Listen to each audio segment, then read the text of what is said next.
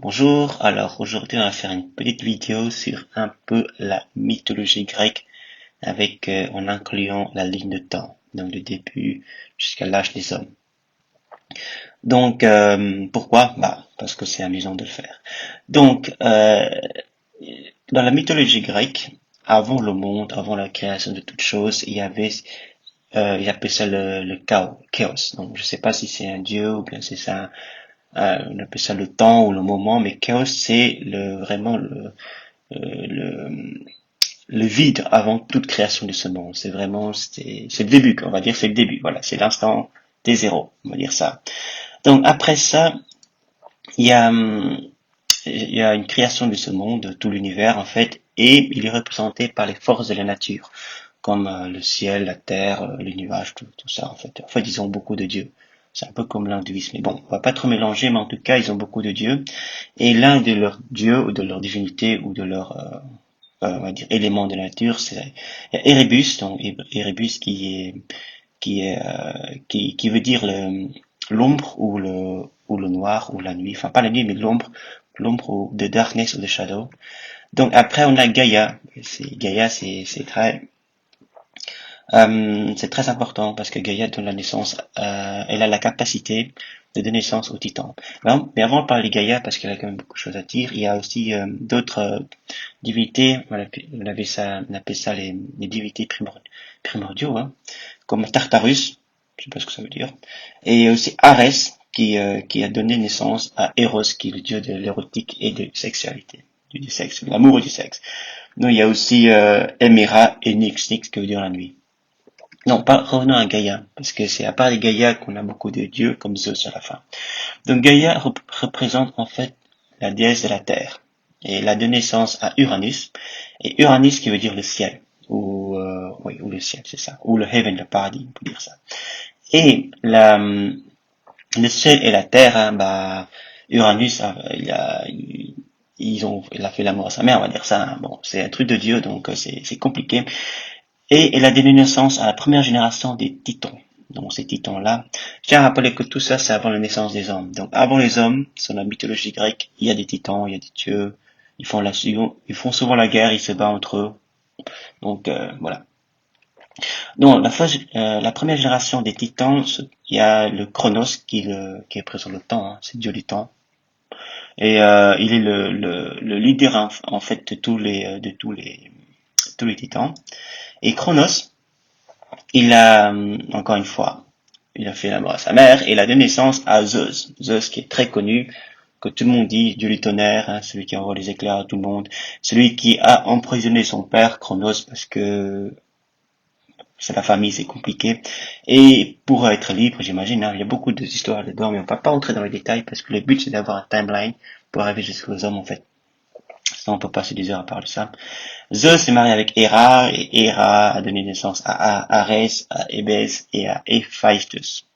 Donc, à part la naissance de Chronos, il y a aussi la naissance de Rhea, qui est la sœur de Chronos, hein, évident. Donc, si Uranus et Gaïa ont donné naissance aux titans, ils ont donné beaucoup de titans. Il y a Chronos, il y a Rhea, et il y a aussi Oceanus. Donc, et après ça, Oceanus, donc là, on a une espèce de date, pour une fois, hein, on a une date, j'ai fait une faute ici, voilà. Donc une date qui est, selon la mythologie grecque, entre 1910 et 1710 avant Jésus-Christ, où Oceanus, qui est la fille de, pardon, Euronyme, qui est la fille d'Oceanus, a donné naissance à deux titans. Elle a aussi les mêmes capacités que Gaïa de donner naissance aux titans.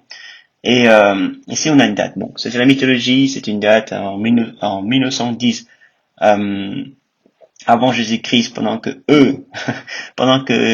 on a des titans avec les éclairs et toutes sortes de personnes qui volent, enfin des dieux qui volent partout dans le ciel.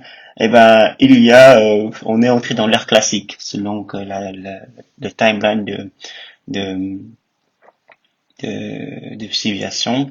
Et à cette époque-là, les gens commençaient déjà, enfin les gens, oui c'est ça, c'est des gens, oui, c'est des gens donc qui commençaient déjà à chevaucher le chevaux, hein, donc Donc ici, on peut voir que ça se trouve, la date ici n'est pas très correcte, ça se trouve, ils ont commencé à inventer n'importe quoi. Mais bon, on continue sur la mythologie grecque. Et Euronyme donne naissance à d'autres titans. Donc après, entre 1970 et 1600 avant Jésus-Christ, eh ben, tout ça se passe bien. Donc il y a l'âge des titans, dans les titans, comme je disais, c'est un titan, normalement c'est un titan ou un dieu titan. Et tout se passe bien jusqu'à ce que Zeus décide de se révéler contre son père pour séparer Cronos et Gaïa.